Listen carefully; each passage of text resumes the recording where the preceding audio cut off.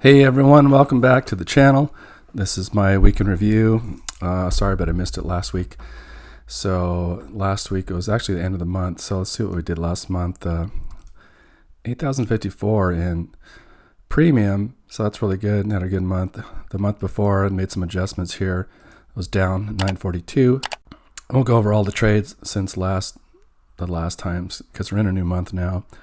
There's a few trades I've got that are in process, like this TQQQ, SMCX, and TNA.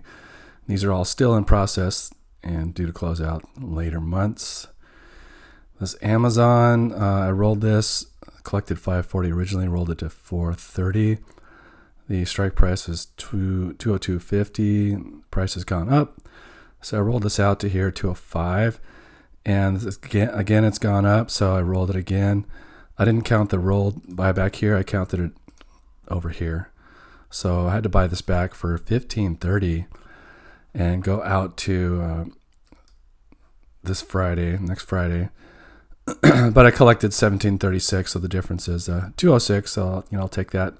But you can see now it's up to $213.75. So hopefully this will maybe go down. Otherwise I can just maybe roll this up next week and out farther in time. So why didn't I roll up past the current price? Well, this is what you would call an in-the-money covered call. And I actually was paid the premium of the intrinsic and plus the extrinsic value. You can see the extrinsic value is actually 144 in this trade because the current price when I made this trade, the intrinsic value is just the difference between the current price and your strike price. And that's part of the premium. So 2 and 2, 96 minus the strike price 205. That's how much intrinsic value, and then part of the price of the premium. Let's do 2 contracts times 2 times 100 is 1592. So that's the intrinsic value here. Subtract that from the premium collected 1736. And you get the extrinsic value. So this is actually, this particular trade is what I collected in extrinsic value.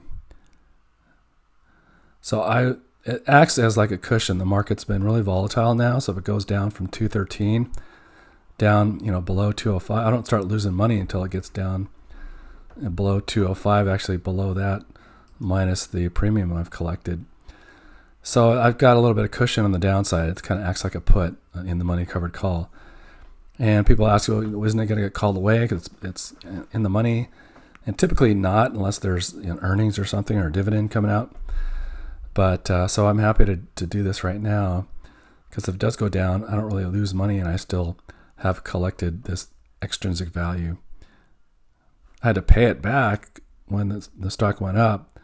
So I did have to pay. I had to pay this to buy it back, but I was paid this by the buyer, if that makes sense. So part of that's intrinsic value and part of that's extrinsic value. Other than that, so far this month, we're a week into this month in June 2025, and I don't have a lot of trades. I'm kind of laying low with a lot of stuff. I don't have a lot of capital really to work with. Got some puts out here, these 2 puts, one on Hood, one on PLTR. And this is 2 contracts, the one on Hood. Collected 264. PLTR collected 320 for this one. And then there's the 206. So far this month I'm up 790 in premium. I've got the dividend from JEPQ that came in, so that's 8303. So that puts me at a total of 873. It's a 1.74 return. Let's go look at my account a little bit. Let's go take a look at each one of these. I'll open them up in a new tab. These IWM down here and this Amazon, those are leaps. Those are due to expire in about 6 months, 7 months here. This Amazon one, it's a call. This is against my leaps. 2 contracts. Strike price of 205 due to expire this Friday. And the price has gone way up, Amazon, this week. But you never know if it's going to stay that way. So we'll see what happens there, and I'll adjust as we get closer to expiration. Got it put out on Hood, 2 contracts, collected 132 each contract for that. Could buy this back for $55.04 right now. and close this out, and that would release some capital. But I might just hang in there a little bit because the price it's way out of the money. 720 is the current price, and my strike price is 65.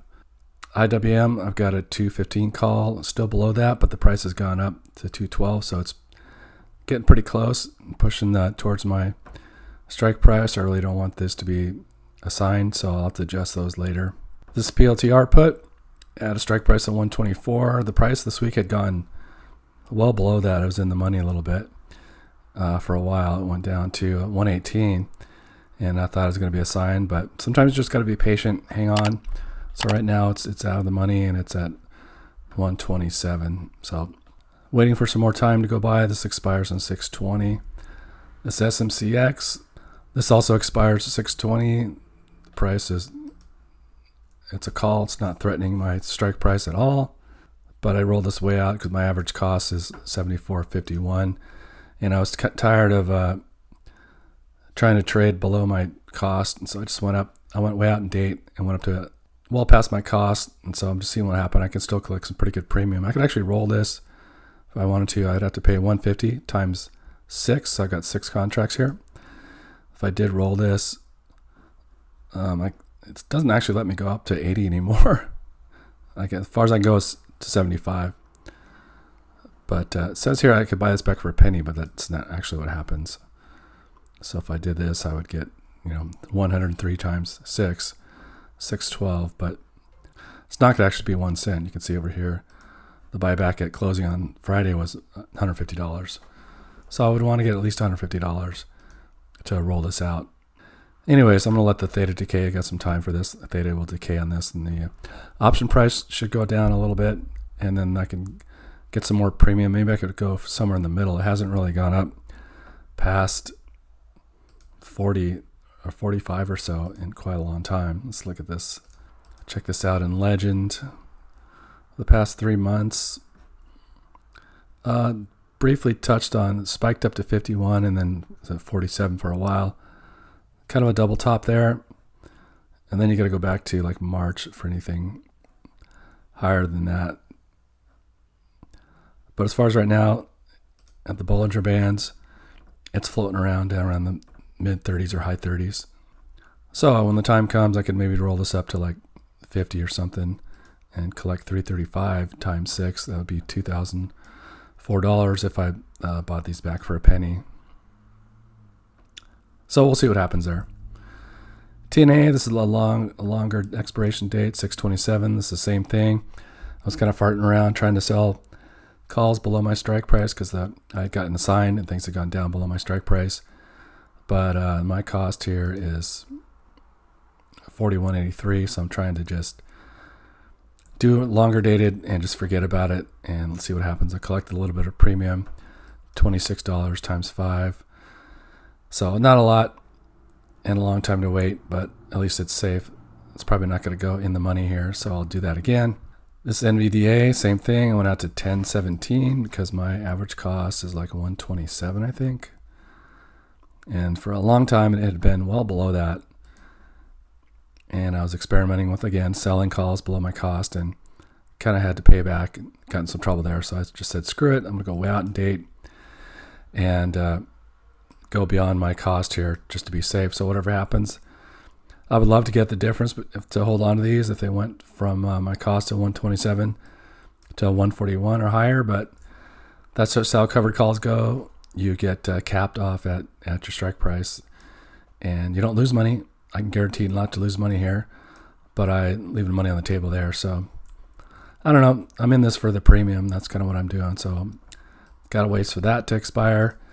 TQQQ, had to go way out in date for this to cover my costs. I think my cost is like $86 or something, $85.96. So I did the same thing, way out in expiration, 3 contracts, and my strike price is 85. So pretty close to my cost.